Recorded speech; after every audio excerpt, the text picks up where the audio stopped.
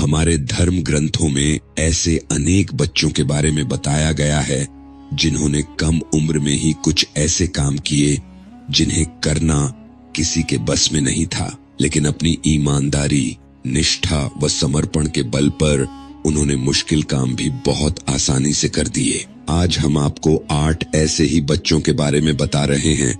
बालक ध्रुव की कथा का वर्णन श्रीमद् भागवत में मिलता है। उसके अनुसार ध्रुव के पिता का नाम उत्तानपाद था। उनकी 2 पत्नियां थीं, सुनीति और सुरुचि। ध्रुव सुनीति का पुत्र था। एक बार सुरुचि ने बालक ध्रुव को यह कहकर राजा उत्तानपाद की गोद से उतार दिया कि मेरे गर्भ से पैदा होने वाला ही गोद और सिंहासन का अधिकारी है। बालक ध्रुव रोते हुए अपनी माँ सुनीति के पास पहुंचा। माँ ने उसे भगवान की भक्ति के माध्यम से ही लोक परलोक के सुख पाने का रास्ता सुझाया। माता की बात सुनकर ध्रुव ने घर छोड़ दिया और वन में पहुंच गया। यहाँ देवर्षि नारद की कृपा से ऊ नमो भगवते वासुदेवाय मंत्र की दीक्षा ली।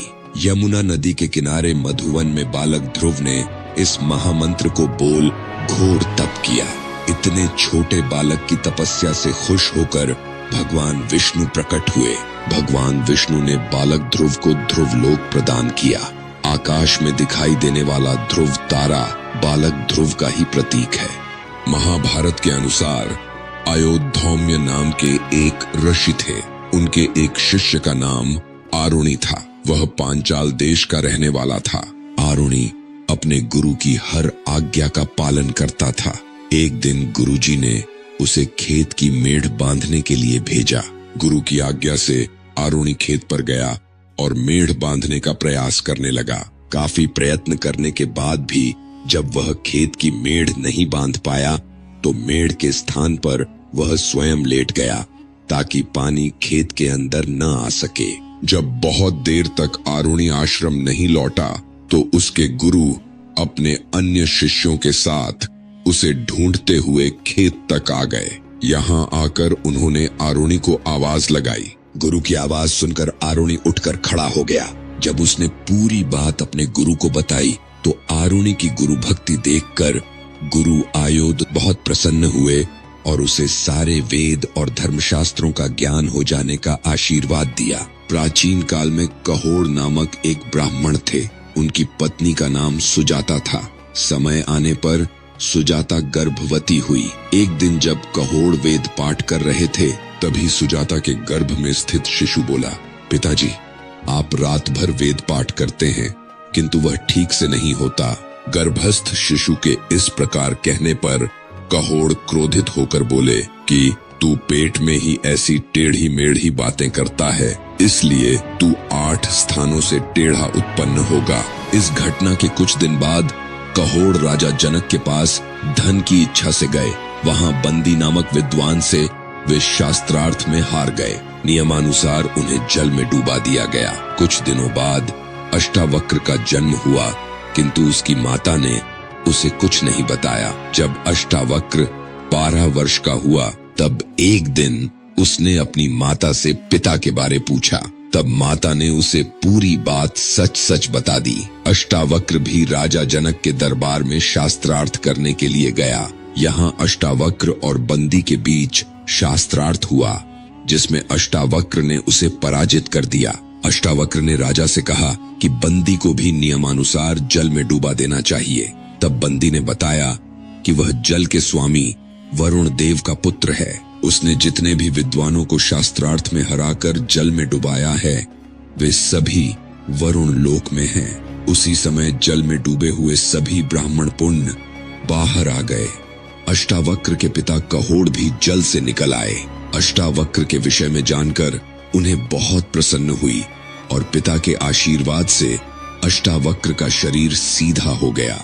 महाभारत के अनुसार आस्तिक ने ही राजा जन्मेजय के सर्प यज्ञ को रुकवाया था। आस्तिक के पिता जरत्कारु ऋषि थे और उनकी माता का नाम भी जरत्कारु था। आस्तिक की माता नागराज वासुकी की बहन थी। जब राजा जन्मेजय को पता चला कि उनके पिता की मृत्यु तक्षक नाग द्वारा काटने पर हुई थी तो उन्होंने सर्प यज्ञ करने का निर्णय लिया। उस यज्ञ में दूर दूर से भयानक सर्प आकर गिरने लगे। जब यह बात नागराज वासुकी को पता चली तो उन्होंने आस्तिक से इस यज्ञ को रोकने के लिए निवेदन किया। आस्तिक यज्ञ स्थल पर जाकर ज्ञान की बातें करने लगे, जिसे सुनकर राजा जन्मेजय बहुत प्रसन्न हुए। जन्मेजय ने आस्तिक को वरदान मांगने के लिए कहा। तब आस्तिक ने राजा से सर्प यज्ञ बंद करने के लिए निवेदन किया। राजा जन्मेजय ने पहले तो ऐसा करने से इनकार कर दिया, लेकिन बाद में वहां उपस्थित ब्राह्मणों के कहने पर उन्होंने सर्प यज्ञ रोक दिया और आस्तिक की प्रशंसा की। बालक प्रहलाद की कथा का वर्णन श्रीमद् भागवत में मिलता है। प्रहलाद के पिता हिरण्यकश्यपु दैत्यों के राजा थे। वह भगवान विष्णु को अपना शत्रु मानता था, परंतु प्रहलाद भगवान विष्णु का परम भक्त था। जब यह बात हिरण्यकश्यपु को पता चली तो उसने प्रहलाद पर अनेक अत्याचार किए, लेकिन फिर भी प्रहलाद की ईश्वर भक्ति कम न हुई। अंत में स्वयं भगवान विष्णु प्रहलाद की रक्षा के लिए नृसिंह अवतार लेकर प्रकट हुए। नृसिंह भगवान ने हिरण्यकश्यपु का वध कर दिया और प्रहलाद को अपनी गोद में बैठाकर प्रेम किया। गुरु आयोध धौम्य के एक शिष्य का नाम उपमन्यु था। वह बड़ा गुरु भक्त था। गुरु की आज्ञा से वह रोज गाय चराने जाता था। एक दिन गुरु ने उससे पूछा कि तुम अन्य शिष्यों से मोटे और बलवान दिख रहे हो, तुम क्या खाते हो? तब उपमन्यु ने बताया कि मैं भिक्षा मांगकर ग्रहण कर लेता हूँ। गुरु ने उससे कहा कि मुझे निवेदन किया बिना तुम्हें भिक्षा का अन्न नहीं खाना चाहिए। उपमन्यु ने गुरुजी की बात मान ली। कुछ दिनों बाद पुनः गुरुजी ने उपमन्यु से वही प्रश्न पूछा तो उसने बताया कि वह गायों का दूध पीकर अपनी भूख मिटाता है। तब गुरु ने उसे ऐसा करने से भी मना कर दिया, लेकिन इसके बाद भी उपमन्यु के पहले जैसे दिखने पर गुरुजी ने उससे पुनः वही प्रश्न किया। तब उपमन्यु ने बताया कि बछड़े गाय का दूध पीकर जो फेन झाग उगल देते हैं वह उसका सेवन करता है। गुरु आयोधौम्य ने उसे ऐसा करने से भी मना कर दिया। जब उपमन्यु के सामने खाने पीने के सभी रास्ते बंद हो गए तब उसने एक दिन भूख से व्याकुल होकर आकड़े के पत्ते खा लिए। वह पत्ते जहरीले थे। उन्हें खाकर उपमन्यु अंधा हो गया और वह वन में भटकने लगा। दिखाई न देने पर उपमन्यु एक कुएं में गिर गया। जब उपमन्यु शाम तक आश्रम नहीं लौटा तो गुरु अपने अन्य शिष्यों के साथ उसे ढूंढने वन में पहुंचे। वन में जाकर गुरु ने उसे आवाज लगाई। तब उपमन्यु ने बताया कि वह कुएं में गिर गया है। गुरु ने जब इसका कारण पूछा तो उसने सारी बात सच सच बता दी। तब गुरु आयोधौम्य ने उपमन्यु को देवताओं के चिकित्सक अश्विनी कुमार की स्तुति करने के लिए कहा। उपमन्यु ने ऐसा ही किया। स्तुति से प्रसन्न होकर अश्विनी कुमार प्रकट हुए और उपमन्यु को एक फल देकर बोले कि इसे खाने से तुम पहले की तरह स्वस्थ हो जाओगे।